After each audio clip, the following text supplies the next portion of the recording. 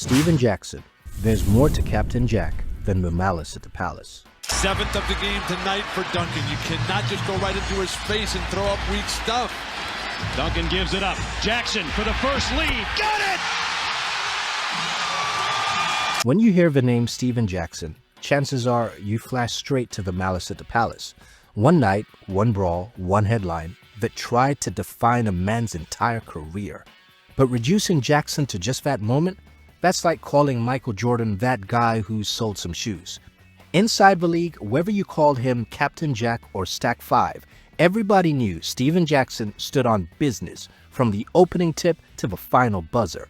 Teammates trusted him like family. Coaches leaned on him like a crutch. Opponents, they respected him, or they paid the price. From lighting up scoreboards to locking down elite wings, Steven Jackson's game spoke louder than any headline ever could. Today, we're telling the real story, the one they never gave him enough credit for. Born in Port Arthur, Texas in 1978, Steven Jackson's toughness wasn't just a part of his game, it was part of his DNA.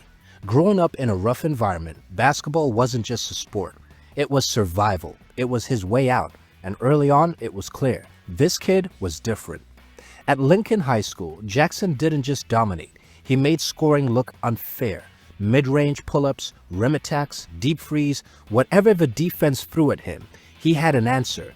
His athleticism and instincts separated him from the pack, but it was his edge, that Port Arthur fire, that gave him an extra gear when it mattered most. By his senior year, he wasn't just good, he was a problem. Earning a spot in the prestigious McDonald's All-American game was just the confirmation. And when the lights came on, Jackson stole the show, flashing a confidence and scoring touch that even future legends couldn't ignore. The late great Kobe Bryant, playing in that same game, said, "Jackson should have been the MVP." From Kobe, that's not a compliment, that's a coronation. Considering the level of competition, future NBA stars all over the floor, that kind of praise wasn't handed out lightly. To this day, Jackson holds that moment close. Having the Black Mamba validate his skills remains one of the honors he treasures most. Here's where most top prospects slide straight to draft night, shake the commissioner's hand, and start cashing NBA checks. But Jackson's road wasn't your typical high school star to college powerhouse fairy tale. Academic issues derailed his college plans. No easy route, no golden parachute, just a grind, the kind that tests how much you really want it. In 1997, he was drafted 42nd overall by the Phoenix Suns, but never suited up for them. Instead, he went overseas, bouncing from Venezuela to Australia, battling in packed gyms most NBA fans couldn't even find on a map. While his draft classmates signed sneaker deals, Jackson was out there clawing for a shot, not just at minutes, but at a dream. Finally, in 2000, the New Jersey Nets gave him his NBA shot, and Jackson made it count. Right from tip-off, he brought instant energy, scoring punch, and a try-me-if-you-want toughness that even vets respected. He wasn't scared of the moment. He attacked the rim like he had something personal against it, and didn't back down from guarding bigger or more established players. You could already see flashes of what he would become, a real two-way threat who could put pressure on defenses while locking up on the other end. When he landed in San Antonio, Jackson became a vital piece of a championship machine. During the Spurs' 2003 title run, he took the league's best wings head-on and knocked down clutch shots when it mattered most. Head coach Greg Popovich trusted him in critical moments, a sign of just how much Jackson's basketball IQ, toughness, and competitive fire meant to the team. He wasn't the Spurs' top scorer, but without his two-way impact, that championship wouldn't have happened. By the time he left San Antonio for Indiana, Captain Jack had leveled up. No longer just a role player, he was ready to be a go-to guy. The Pacers were stacked, loaded for a finals run, and Jackson was their perimeter enforcer. Unfortunately, their promising run got overshadowed by the Malice at the Palace, a moment that changed how people viewed that squad, and Jackson himself. November 19, 2004, that night tried to rewrite his legacy. What began as a routine regular season game between the Pacers and Pistons spiraled into chaos when a hard foul led to an on-court confrontation between players. The situation escalated dramatically when a fan threw a drink at Ron Artest as he lay on the scorer's table. When Artest charged into the stands, Jackson followed, not as an instigator, but with the same instinct he'd always had. You protect your own. The suspensions were severe, and while the media painted him as the brawler, Jackson's game kept leveling up. Behind the headlines, he was becoming a legit 20-point scorer.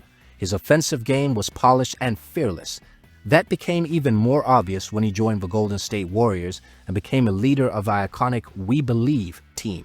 As the emotional engine of that 8th-seeded squad, Jackson's fearlessness helped the Warriors pull off one of the biggest upsets in NBA playoff history, knocking off the #1 seed Dallas Mavericks in 2007. Game after game, Jackson hit clutch shots, locked up stars on defense, and played with a chip on his shoulder the size of Oakland. The Warriors finished the series in 6 games, with Jackson playing some of the best basketball of his career.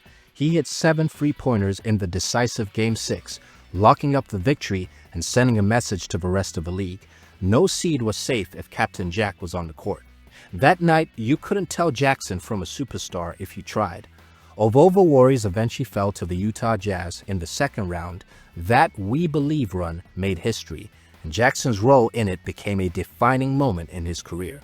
After Golden State, Jackson kept making noise across the league. In Charlotte, he posted some of the best numbers of his career, helping the Bobcats reach their first ever playoffs. A second run with the Spurs followed, bringing leadership to a team hunting more titles. Stints with Milwaukee and the Clippers rounded off the journey, but wherever he went, one thing stayed the same. Steven Jackson stood 10 toes down, always. After 14 seasons in the NBA, Captain Jack called it a career in 2014. He walked away from the game with a championship ring, a reputation as one of the realest players to ever do it, and the respect of teammates, coaches, and even rivals. But Jackson's story didn't end when the sneakers came off. If anything, that's when the world started to see the full depth of who he really is. The same passion that fueled him in basketball fueled everything else he touched. He built a career in music under the name Stack 5, using rap as another way to tell his story and speak his truth. But it's in the world of activism where Jackson's impact became undeniable. When tragedy struck in 2020 with the murder of his close friend George Floyd, Jackson didn't sit silent. He stepped up. Front lines, protests, speeches. He fought with the same intensity he brought to every fourth quarter. Through it all, Jackson stayed exactly who he always was: loyal, outspoken, fearless. Whether it was standing up to defenders on the hardwood or standing up to injustice in the streets, Steven Jackson never backed down from anything he believed in, and his legacy deserves way more than a one-night headline. He wasn't just a fighter, he was a scorer, a defender, a leader, a champion, a friend, a voice. Captain Jack's story is a masterclass in resilience and loyalty. If you're serious about making it in basketball or anywhere, take notes. Forget trying to be everything. Be undeniable at something.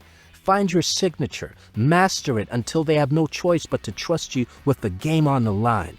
That's what gets you on the court. That's what keeps you in the game. Thanks for rocking with us. If you love this breakdown, smash that like button, subscribe for more NBA stories beyond the box scores, and drop a comment telling us who you want us to cover next. We'll see you in the next one.